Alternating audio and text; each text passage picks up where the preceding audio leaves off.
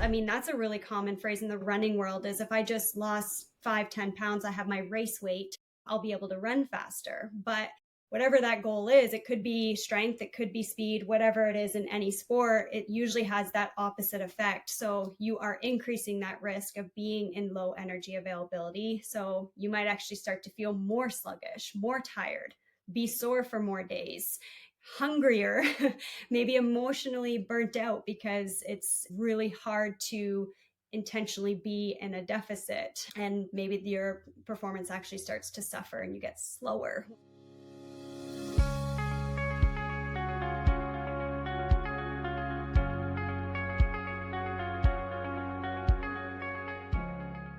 Right. Hey, Christine, welcome to the show. Super excited to chat with you today about all things low energy availability, underfueling, and the link to gut health and digestive concerns. And it's nice to finally connect with you. I think we first sort of connected on Strava. You might have started following me and I was like, who is this Christine? And then I looked you up and I was like, oh, cool. Another dietitian that runs. Too, Yeah. I will follow you back. So it's nice to thank you. actually chat with you. And I've been enjoying your content on Instagram as well. So I thought you'd be an awesome person to chat all about this topic today. Amazing. Yeah, I'm super happy to be here and thank you for inviting me. Awesome. So just for our listeners, if you want to explain a bit more about who you are, who you help, and really what got you into this area of dietetics specifically. Yeah, so my name is Christine Gemmell. I am from Kingston, Ontario, and I have a private practice, a virtual private practice where I see athletes, high school, university, recreational athletes to help them with performance, get more energy, injury recovery, or reducing injury risk. And so it is a virtual practice, so I'm able to work with anyone in Ontario, which the lovely virtual world allows us to do. But yeah, that's kind of where I specialize. Awesome. And is it so more specifically on youth or younger adults, or do you work with older, middle-aged athletes as well?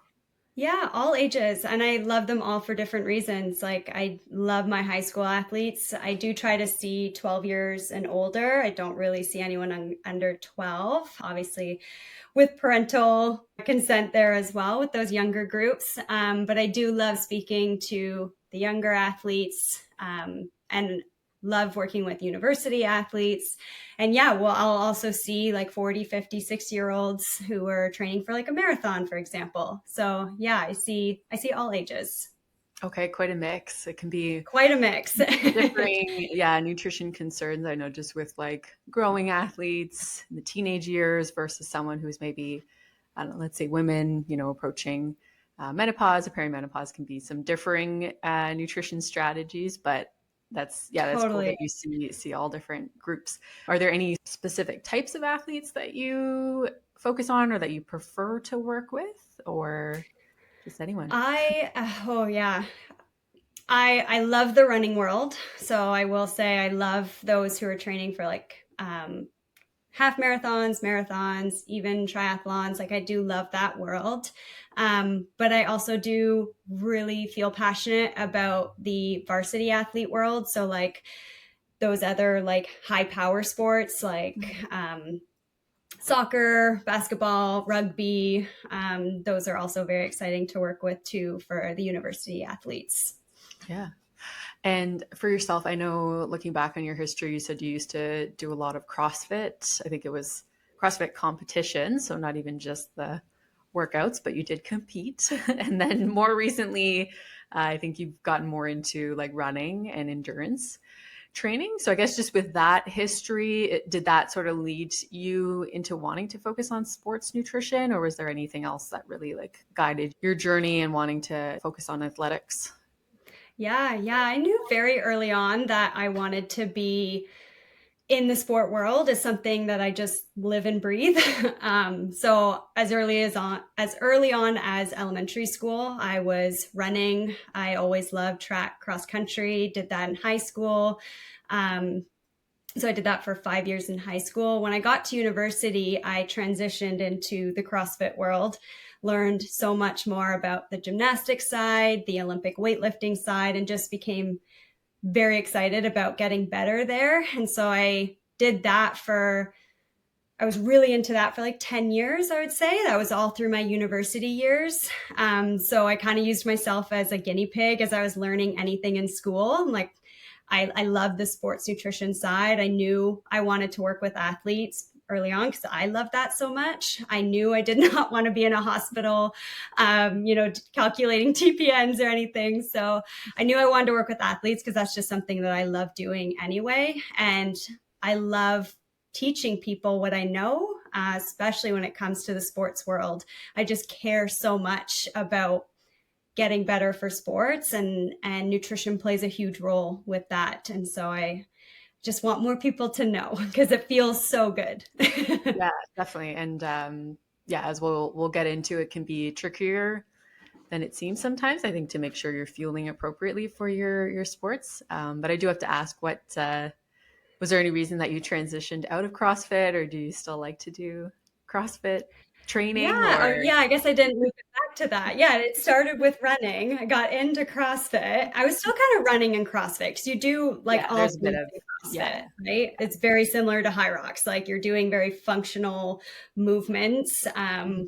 from like Olympic weightlifting, gymnastics, squatting, sled pushing, running, swimming, endurance, aerobic, like all of that stuff. And then it was, yeah, I guess just in the last 2-ish years, I got a dog, and he loves running. And I was like, this is a great way to get him exercise. So I would just go out running with him. And I was like, you know what? I'm running a lot more now. I'll just start running again, and maybe even sign up for a half marathon. Because that was also the time I started, more people training for half marathons and marathons were reaching out to me. And I was like, okay, well, I need to experience this if I'm going to help people in this world. I know like the research behind it and I can help with the counseling there, but I want to truly experience what that feels like.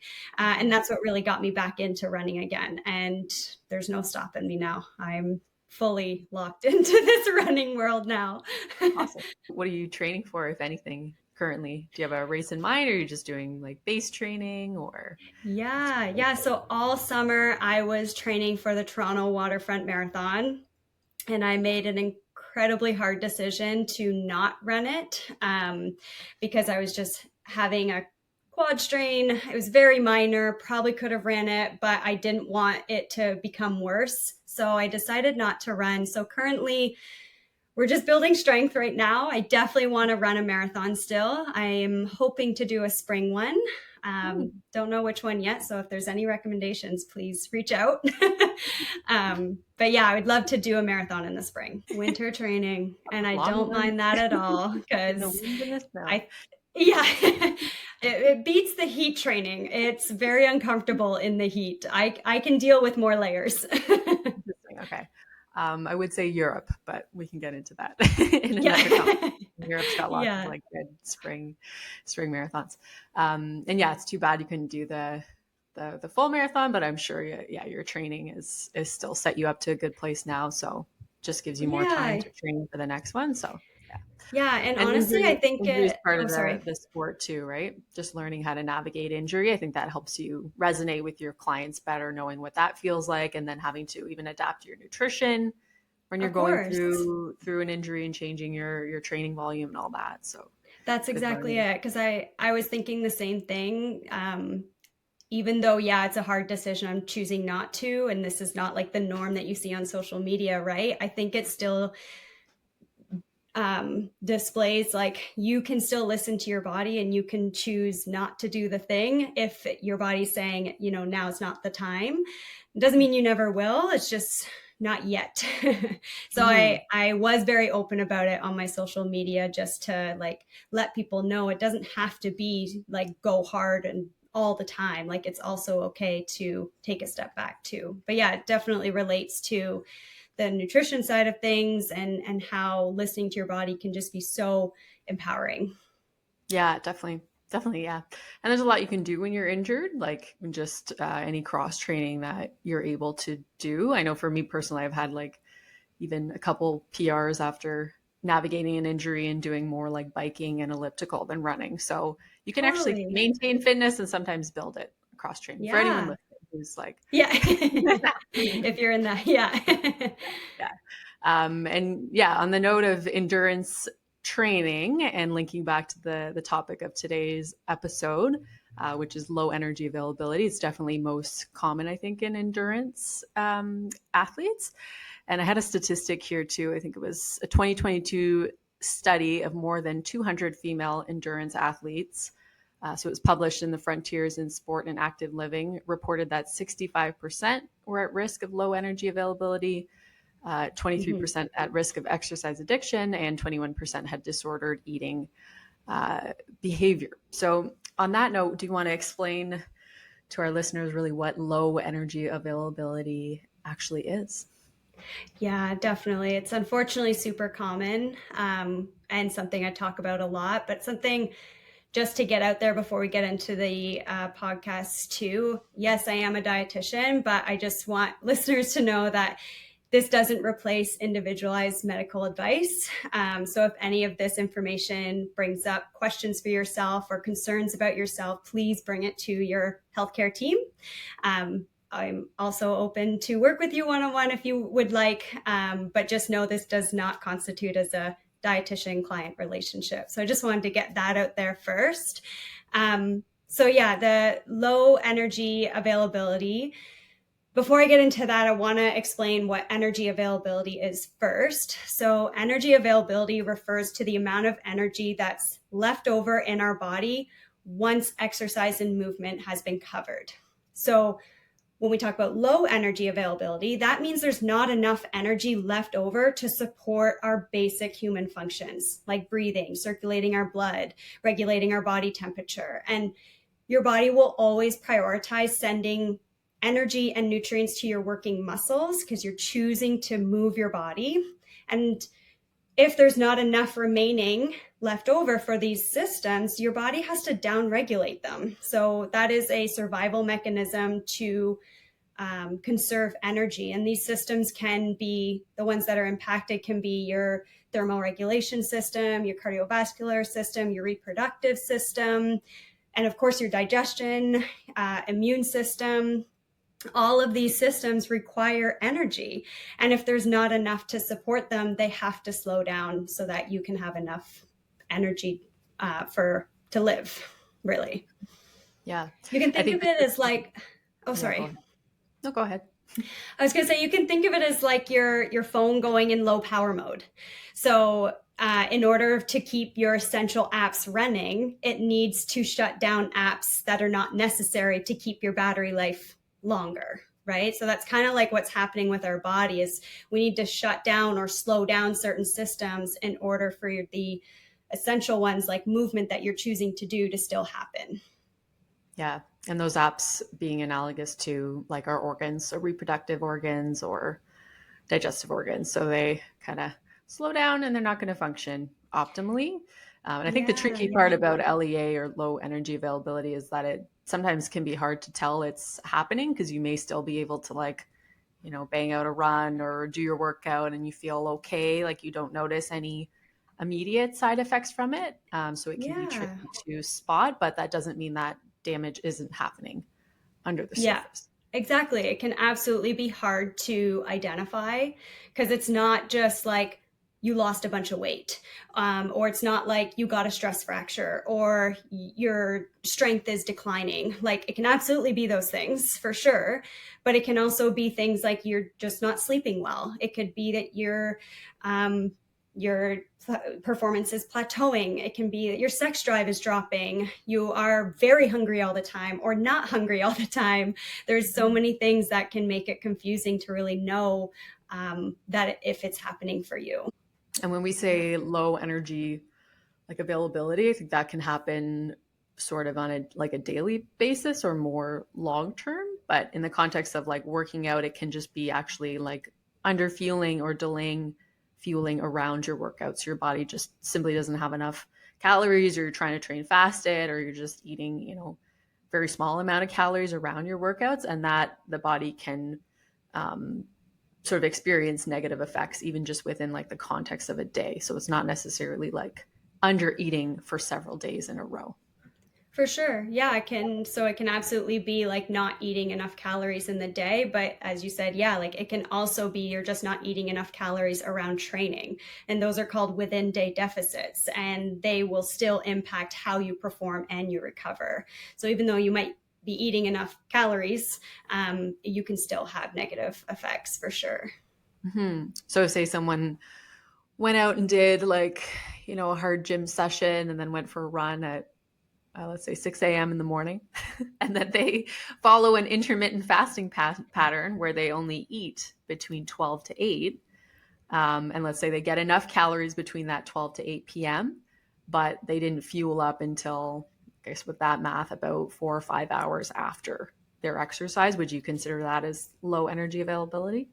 For sure. Yeah. Absolutely. And yeah, that is kind of like the first thing that we would always start working on. Like if I did have a client like that, like it's always how are we fueling around exercise? That's always our first step. And typically the easiest step for most people because they care about their performance. And it can even just be like a small snack or something, but we can get into more of that too, for sure. Yeah. So I guess with that, linking that to relative energy deficiency or red S, which used to be known as the female athlete triad, but because it can happen to males as well, they Yeah. decided to rename it, which is good. Um, yeah, in my understanding, low energy availability, when it occurs like over a long period of time, that's where we can develop red S. But would you define it in a different way, or how would you explain what that condition is? Yeah. So essentially, if you are chronically in a low energy availability state. So this is over several days, several weeks, several months. Every case is different. Depending on how severe or not severe it is. But that can lead to a clinical condition known as REDS. So this is a condition that affects all body systems. So all the ones I mentioned earlier, they have performance implications and also just overall health implications too. And it definitely requires a team approach for treatment. So not just a dietitian, but a physician, a mental health professional, maybe even the coach gets involved as well, because there's a lot of things happening there that we need to make sure we're addressing, and having that team approach will lead to the most success for that athlete. Yeah, because what that can lead to is like, and these are like the big signs. And sometimes, unfortunately, people don't know they're in this state until one of these big signs come. I mean, for females, it's like loss of period completely, or just very irregular, missed. Like that is a obvious sign for females. But for males, like they don't have that, obviously they don't have that first sign, maybe. And maybe that's not the first sign, because if you're on birth control pill, maybe you're still getting a period. We don't know if that's like a true bleed or just the withdrawal bleed from the hormones.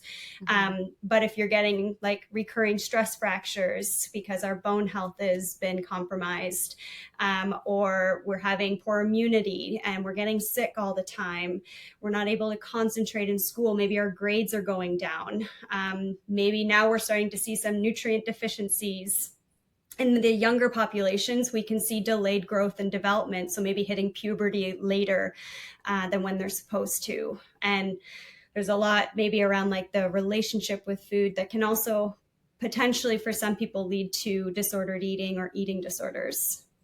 So Okay. definitely requires that team approach to address like all kinds of things, because it affects all those body systems. Yeah. Is there like an agreed upon time frame of like low energy availability over 3 months will develop into reds, or is it kind of a broad like over several months might vary based on the person? Yeah, it's heavily variable depending on the person, and how, because low energy availability can be something that is intentional or unintentional. Mhm. Intentionally, if an athlete was actively trying to lose weight and actively restricting their intake, you can absolutely fall into low energy availability and very quickly develop REDS. Mhm. It can also happen unintentionally if an athlete just simply is not aware of how much they're supposed to have. And so, yeah, every case is different. Someone who might be intentionally doing it could have a quicker journey to reds. But yeah, the opposite could be true as well. Okay, interesting. And yeah, in terms of the signs and symptoms of reds, so most of the listeners here are between the ages of 25 to 45, and I do have more of a female audience. But with that in mind, what would you say are some of the common symptoms to watch out for? So it'll be kind of a mix of women still menstruating, some going into sort of perimenopause phase. Like, how might they experience symptoms differently than, say, like a teenager? Yeah, so like if we're not paying attention or if we're disregarding the period part, because that for women can be a first sign. And yeah, if you are in kind of the menopause or premenopausal age, maybe we're not using that as one of our symptoms. There's lots of other symptoms that we could pay attention to. Like maybe you are just feeling more flat in general. You just don't have energy for the day. If you're waking up a lot throughout the night, that can just be a sign that your body's trying to get you to search for food.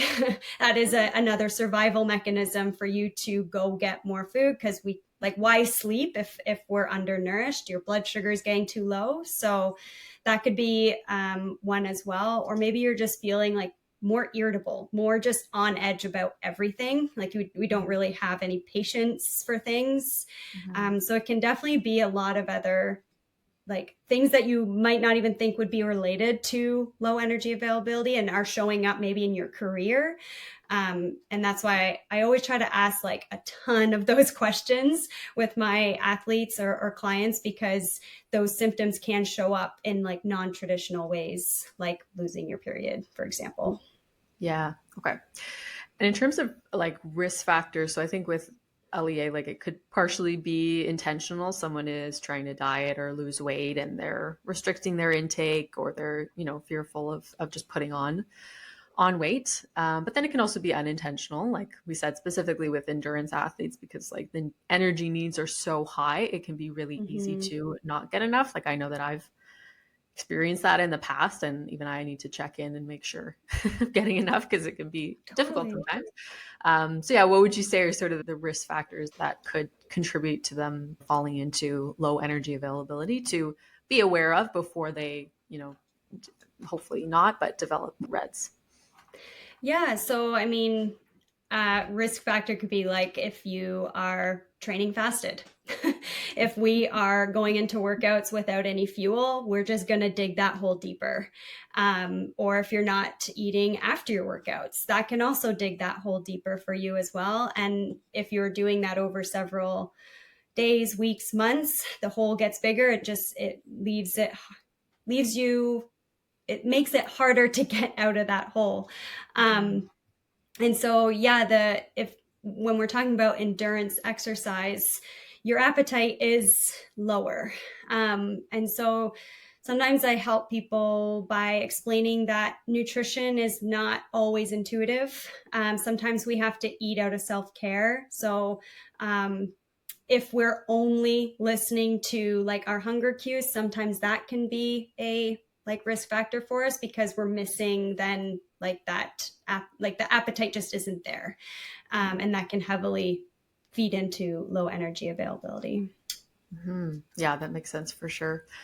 And linking it back, so in terms of the connection to digestive health and gut symptoms, like I know I work with a lot of like active people or athletes who do deal with either IBS or sensitive guts or issues when they train or race hard. But can you explain a bit more about how actually under eating and low energy availability can make gut symptoms and digestive symptoms worse? Because I think that's not always top of mind for people, but in my practice, I do see it quite commonly. So let's unpack that a bit more. It's yeah, and that like our digestive system. So if we are chronically underfueling, we're first going to see effects on our reproductive health, like as we mentioned, because women, we have no business in providing energy to grow another life if we're not fueling enough for ourselves. So that's always the first thing. Second is the bone health, because sex hormones made from your reproductive system directly affect your bone health. And then the third one is your digestive system. It's huge, right? Like it makes up your whole torso. That's like a huge part of your body that requires a ton of energy. And it just functions on its own, right? You don't have to think about how you digest your food or when or what to do with it. It just does it. And just like our muscles, our bones, our brain, how they need energy, our digestive tract also needs energy.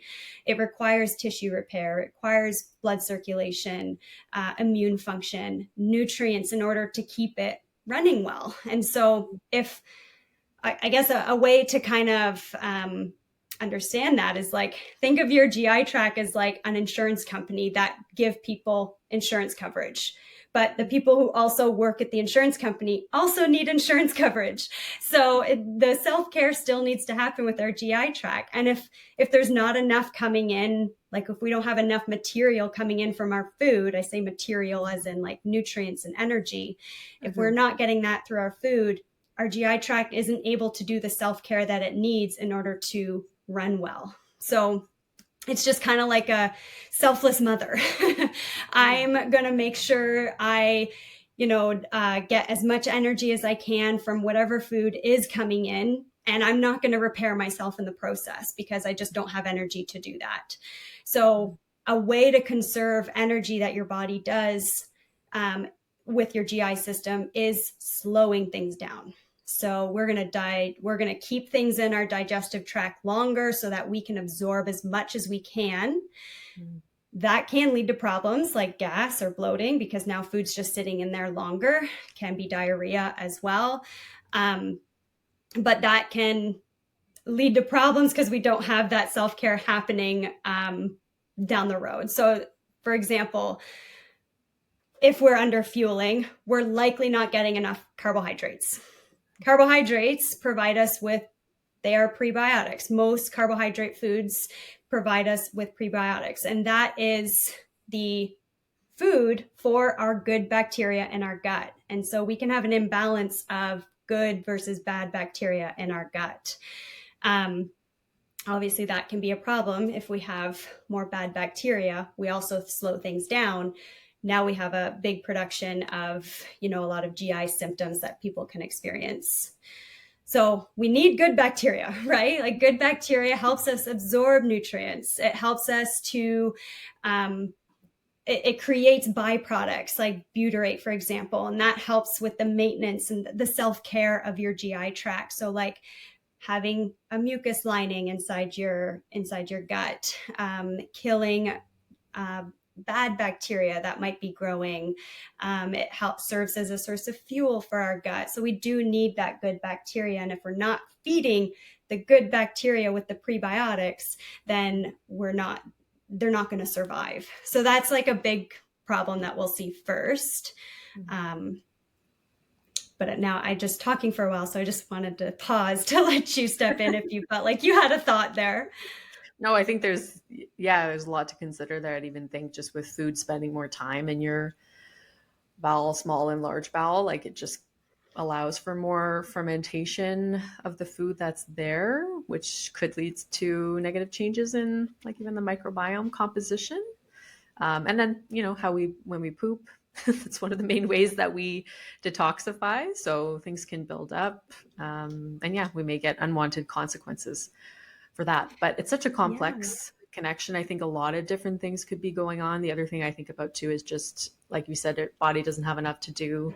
And sometimes the basic things like build enough hormones. And I would think that estrogen may be impacted by underfueling, and athletes, like female athletes, may experience low estrogen, maybe males, low testosterone, which we know that both of them play a role in like motility of the gut and gastric secretions too. So that's another way that, from the hormones, having enough hormones in our body to make sure that it's regulating digestive processes. So there's, like with red S, it's just multiple systems that get impacted. Yeah. And if an athlete is like not eating enough, then whatever comes in comes out, right? If there's not enough coming in, then not much is going to come out too. So like we can see constipation a lot, or I see constipation a lot if we're underfueling, because yeah, it's staying in there longer and we just don't have much to excrete in the first place because not much is coming in the first place. Yeah.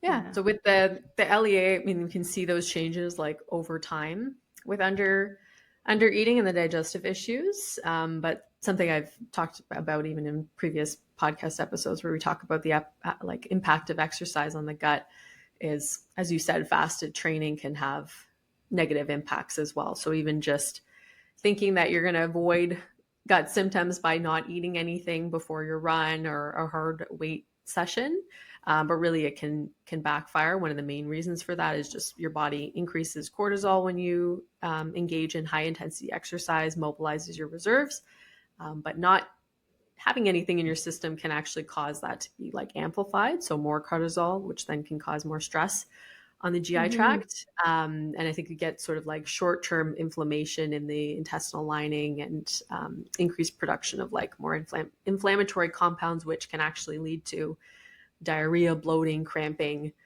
urgency. So it actually backfires when you do try to train fasted, essentially. I do say, I don't know about yourself, I think if someone is maybe like a really light body weight session or a little bit of yoga, like I think you can get away with doing that in the morning. You don't have to eat before, but if it is like, an intense session or anything over 45 minutes to an hour, like you definitely want to make sure that you are fueling appropriately. Yeah, absolutely. Even like things like dehydration can have a huge impact on your digestion and just these symptoms that can arise too. And yeah, if we're pairing that with exercise, for dehydration and exercise, they don't go well together. So we can see like more runner's trot, I guess, is that term that I've recently heard. And we obviously don't want that. And so that can be a combination of like just how much fluid is coming in or just the imbalance of sodium, just the timing of that too. So yeah, there's a lot of things to consider with fasted training. Because carbohydrates bring down your stress, bring down cortisol. That is one of the big things, especially for morning training. It's when your cortisol is your highest, right? And if we're not having any carbohydrate source or your main fuel source coming in before an early morning session, we're not really helping that stress response first thing in the morning.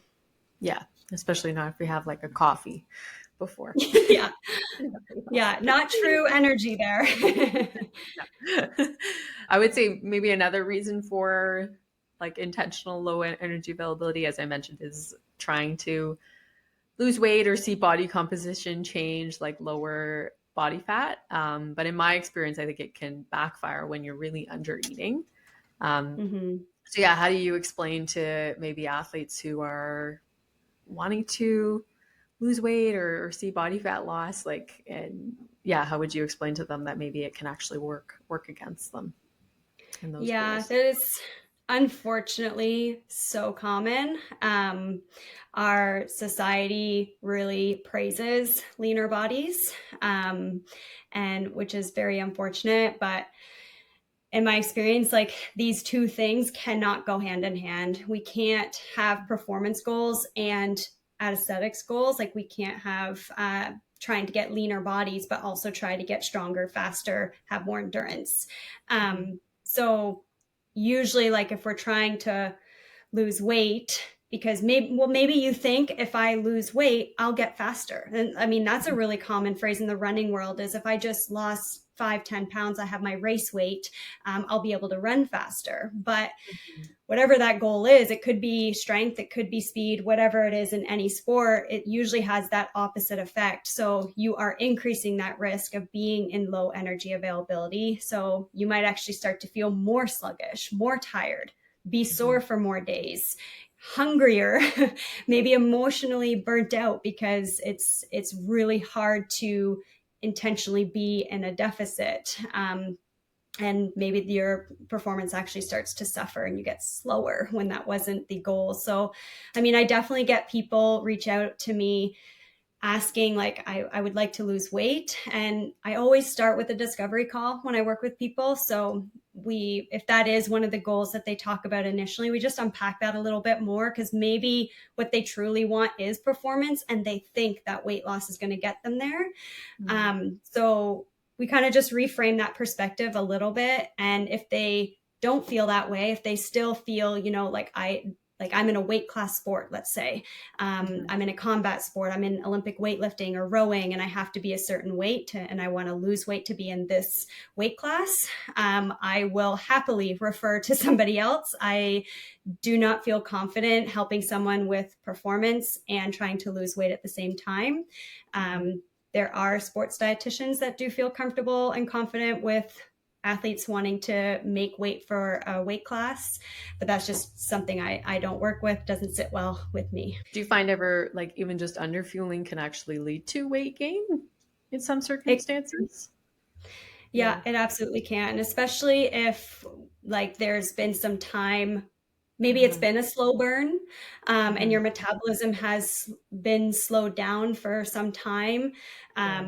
When we change intake, and this can happen initially too, when I'm helping people, if we start to increase our intake again, we sometimes will see weight gain, because your body's trying to reestablish that baseline. But if we just stay in a low energy availability state, we have that high stress response. The cortisol is there, and exercise in itself is a stressor on the body too. And all those stresses can influence how our body holds fat mass. It's a survival mechanism. Again, fat, we know fat tissue is very calorie dense, right? It's the more than protein or carbs. And so your body will try to preserve fat mass as a survival mechanism when we're in that low energy availability state.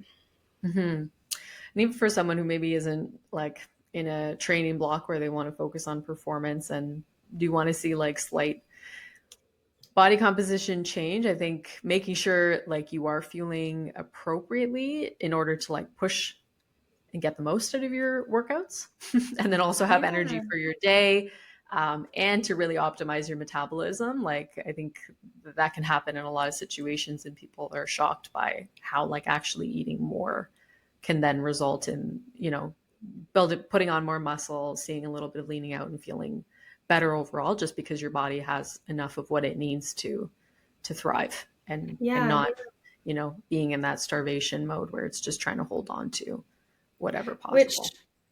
Which can be really hard for athletes, because sometimes it's not just like not knowing how much to eat or intentionally eating less or whatever the case may be. There can also be some like mental health stuff in the mix too. Like there could be an extreme fear of gaining weight. There could be an extreme fear or have really strong food rules, and it's in holding you back from making that progress. And so that's where like that team approach becomes really helpful, because like a therapist or mental health practitioner can be really helpful to navigate food rules or that fear around weight, because our society says eat less, move more, that equals weight loss. So if you eat more and don't change exercise, we're going to gain weight. Like it's not that simple at all.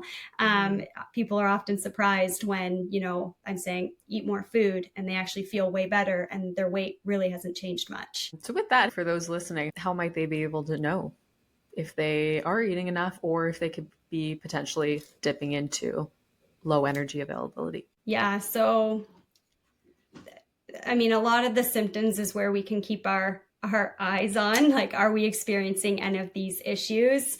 I will say it's hard to do on your own. Please get support if you do have any of these symptoms to help navigate that, especially if there is some like mental health stuff going on there that inhibits you to make change.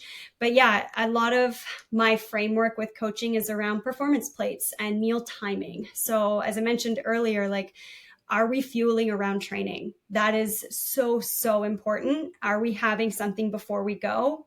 Even if it's 6 a.m. for a run, like are we getting something coming in beforehand? Are we getting something in after? And that is always the first step that we'll try to work on. And then eating regularly after. If you are skipping meals, or delaying meals when you're hungry. Those are signs that we want to avoid because that's going to lead you to that path of low energy availability. And try to eat out of self-care. So maybe we're not focused or not always paying attention to hunger and fullness. There are times where we have to eat when we're not hungry, which feels very backwards and can be scary if we don't have the support to do that. But liquid nutrition can be very helpful in those times, just so we can get that nutrition in when appetite isn't so high, because that importance of eating after is still very high.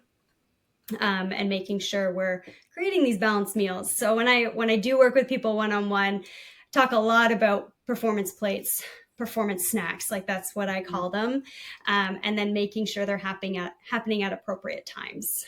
So if I would say, sorry, this is kind of like a long-winded way to answer your question, but if you're missing any snacks or meals, that would be the first sign that we would need to address that first. And that could be what we start with. Okay. I know, for my practice personally, I don't encourage calorie tracking. I do have some clients keep journals, just more like to track their gut symptoms and food, and just for overall seeing how things are improving. But for athlete clients, sometimes we'll get them to do even 3 to 5 days periodically, just to check in and make sure they are eating enough. Because sometimes it can be helpful more from a learning perspective to see, oh, okay, this is how much I think I'm eating, but I actually should be eating, this much. And I typically use we'll use rough macro targets, but more focused specifically on how much carbs do you need on your recovery days versus, your moderate active days versus, your high volume days and the long run days. And most people are shocked at how much they should be getting. But I think it's, like you said, it's a balance, I think, of the subjective, listening to your body, maybe, using tools like the performance plate, but sometimes can be helpful just to see the numbers more so to really show people how much they really need to eat. And kind of absolutely, sorry, I would answer that question kind of in the lens of if you weren't working with me, that's what we would want to look out for. But yes, if you're working with me, absolutely, we're going through that assessment. What is your eating patterns? What are the timing of your food? How much is actually coming in? And sometimes I'm sharing that with clients depending on where they're at, or sometimes I'm doing it behind the scenes. So that can be tracking what you're eating. I want to see what's coming in, whether I share that results with you or not, depending on what that relationship with food is. But that can really show, how do we periodize nutrition around training? For some people, saying the number, like how many grams of carbs before, after, for the whole day you actually need, is very eye-opening for people to really understand. And sometimes people don't want to hear the numbers, and that's okay too. We just talk about maybe portions or what foods they could have instead. But yeah, I totally agree. Tracking can be helpful. It's not the sole thing, but it can be an eye-opening practice for some people. Yeah.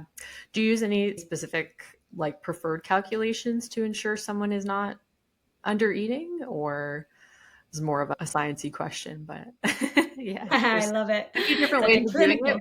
But what would you typically use to calculate that? Yeah. So I always start with those, what's your situation first? If you are having a list of symptoms, like we talked about before, waking up hungry, you don't have your period, you have a stress fracture. If all these things are happening, I don't need a calculation to figure out if you're eating enough. That is my sign that you are not eating enough. And we just work on strategies to start incorporating that.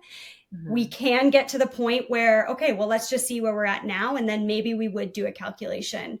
But I do find that often I would do that anyway behind the scenes for myself. But I do find that it is heavily variable based on the person's situation. If they have a huge history of chronically underfueling, the amount that they need today is not what they need if they were not underfueling in the past.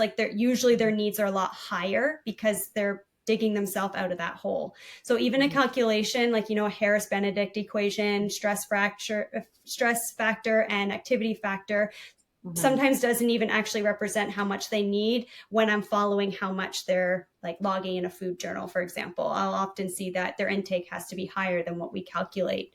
And then we just follow these symptoms as they improve. Do you ever have clients do like DEXA scan to figure out and get a little bit more accurate, like BMR, or not too often? So yeah, not to get like a BMR. I'll just use the Mifflin St. Jouard and Harris-Benedict equation and find the average of those two for BMR.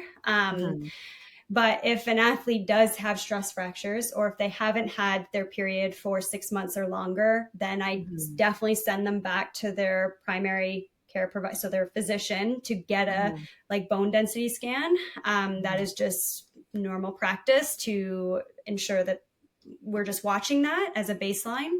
But yeah, I don't use anything like a body composition, a bod pod, or anything like that for, looking at body composition or to see their BMR.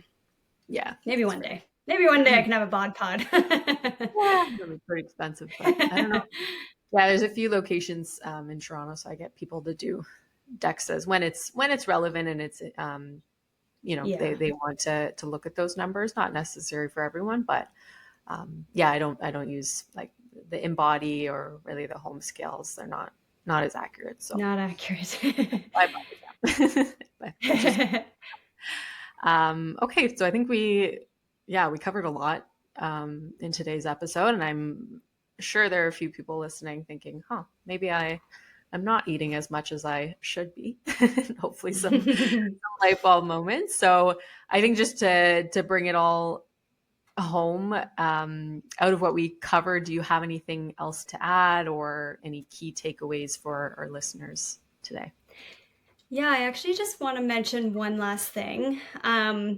Often what I'll see is people will want to do these sensitivity tests. This is commonly, prescribed with naturopathic doctors. And then usually they'll be brought to me being like, these are the 20 foods I need to start avoiding.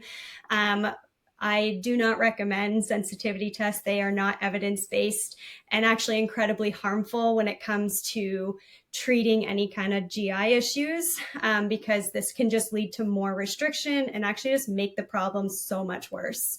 So I just wanted to throw that out there too. If there is like a sensitivity, maybe like gluten or lactose that has just recently come up for you, like my question is always like, well, why and how? Like, are we underfueling? Because that can have an impact on your gut, right? That self-care with your gut and how we digest our food. Because if we heal the gut first, we address that root cause first, that can often help with some of these random intolerances that just came up for you.